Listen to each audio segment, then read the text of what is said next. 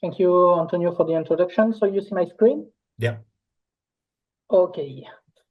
So, so I'm working from at HORIBA, so in France, near Paris.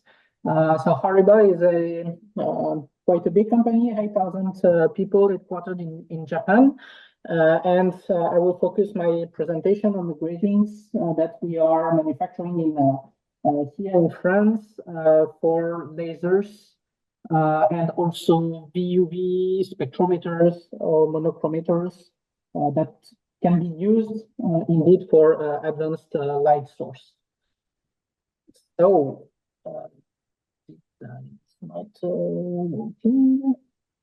Okay, all right. So so HORIBA is working on different kind of application. I won't enter into the details, but here for the gratings, we are working in the scientific segment, and we are providing in analytical instrumentation, usually using gratings for spectroscopy, particle size analyzers, and so on. And we are addressing some OEM markets for the spectrometers, high quantity, large quantity of gratings, I would say, and also we have like custom gratings activity that is more focusing on VUV application that requires high quality food customization gratings usually. We have high intensity, high energy lasers application with large gratings manufactured for petawatt lasers. So 10 petawatt lasers, for example, we have this capability at HORIBA.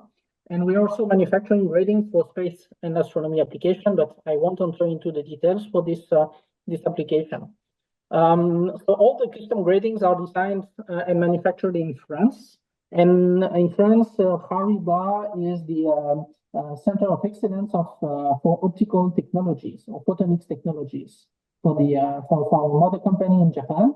And we are based in Saclay, and the company is very old. It's 200 years old. As we started, the company started its activity in 1819. So for the gratings, different gratings technologies, so I won't enter into the details, but we have two different product, I would say. We have the master gratings and the replica gratings. So master gratings are usually made based on new requirements. So that's always custom design usually. And replica gratings is more gratings that are manufactured in a high quantity. So not so much for lasers or VUV applications, but we have some products that are compatible with the replication process.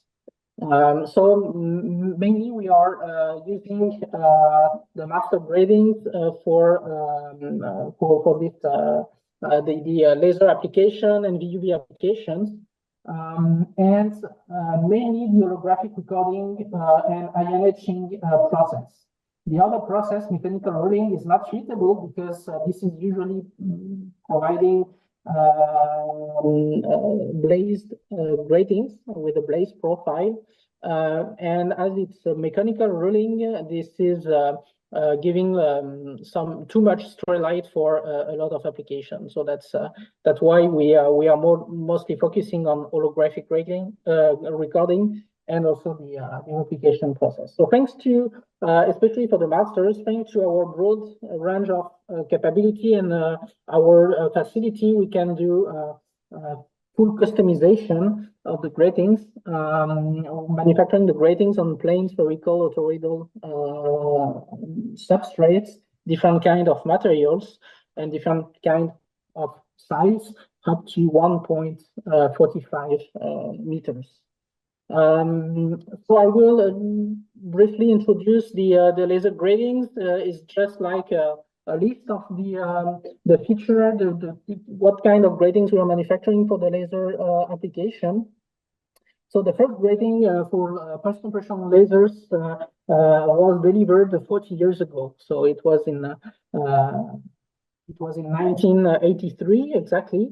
So we have a broad experience in this grating manufacturing.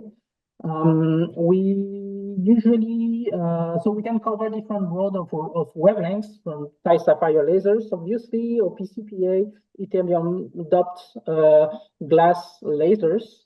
We have a facility that is able, especially, to manufacture very big size gratings, so up to 1.45 meters.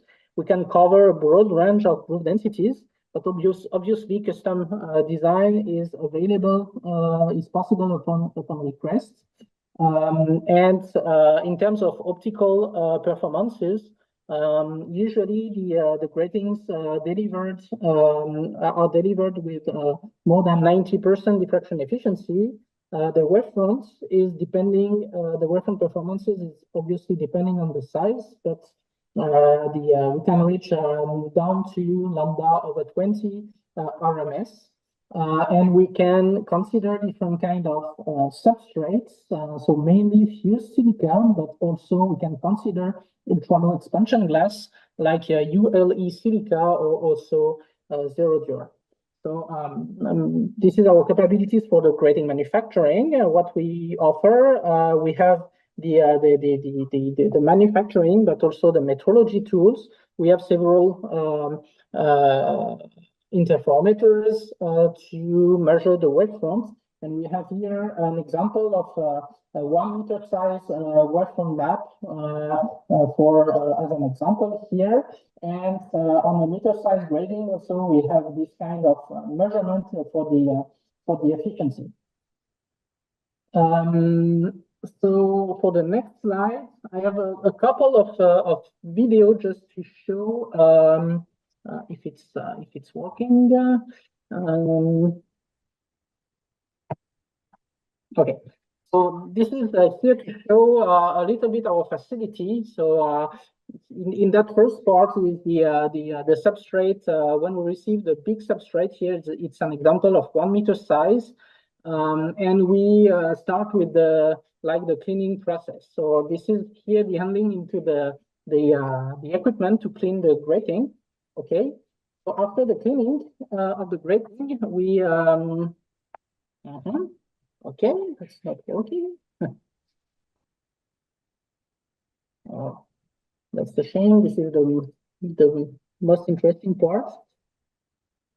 Okay, I will do like this. Okay, so we have the photoresist deposition and the control of the thickness, and then after the recording, we do the measurement of the wavefront performances of the grating. This is thanks to our big interferometer, which is a 32 inches aperture. After the last step, I would say, is the checking the groove profile with our custom-made atomic force microscope, and also measuring with the same benches the grating efficiency. So this is our facility and our broad range of equipment to manufacture such big gratings for laser and especially petawatt lasers at HORIBA in France. So now, the lasers can be used for secondary sources, and so for at some point it's necessary to have like a metrology stuff to analyze the feature, the experiments. And we are providing VUV and soft X-ray gratings for monochromators and spectrometers for a while, to mainly for synchrotrons, obviously. So what can we do is based on the customer requirements. So we can of course define with the customer the substrate parameters. We can propose and adjust the variable line spacing in order to correct the aberration. and adjust the recording setup for the grating manufacturing. And we do the groove profile optimization and the grating efficiency calculation. So this is thanks to our dedicated R&D team working on this. And what we offer for VUV gratings, so we provide laminar gratings. So this is, I would say, top hat groove shape for this kind of grating. We are able to manufacture state-of-the-art substrate with very low slope errors, like in the no, it's not in this example, but for the roughness on the right here, we are able to manufacture down to 0.3 nanometers roughness substrates, and this is very important for UV application for the diffusion and the sterilites. We are well known for our tight manufacturing tolerances for the gratings compared to the competition, and we can either offer busters or replica gratings. Replica gratings, as I said, is mainly interesting in case you have a couple of equipment that are requiring the same gratings for each. And something unique that we offer is the variable groove depth gratings.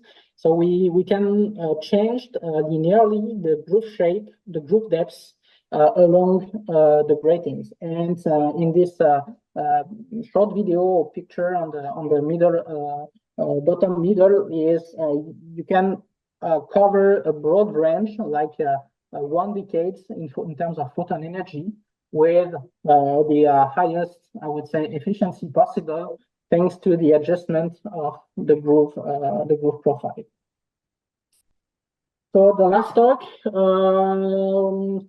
First, thank you to stay after the end of this meeting to listen to my talk. What we need and what we can do and what we can do. So for the lasers, we are still working and assisting the community because there is the increase of the average power of the lasers. But unfortunately, we are not compressor manufacturers, so we can do what we can in terms of grading optimization. And for the VUV and soft X-ray gratings, we can help it in different ways, as we have some experience manufacturing monochromators and spectrometers in the VUV, but not only in the VUV. We can help to custom VUV system according to what we can offer in terms of VUV gratings. We are also looking for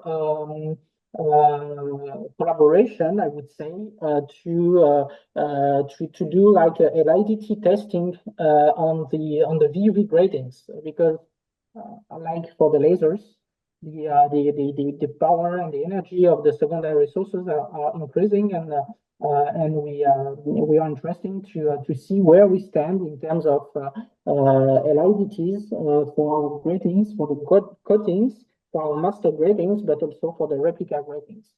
And I'm also looking to hear from the community what are the future challenges regarding the gratings for the VUV and soft X-ray. Looking for, as an example, higher groove densities to get a higher resolution for the spectrometers or whatever else. I will be happy to discuss that with some of you. So thank you for your attention, and if you have any question, and if we still have time, I will be happy to answer.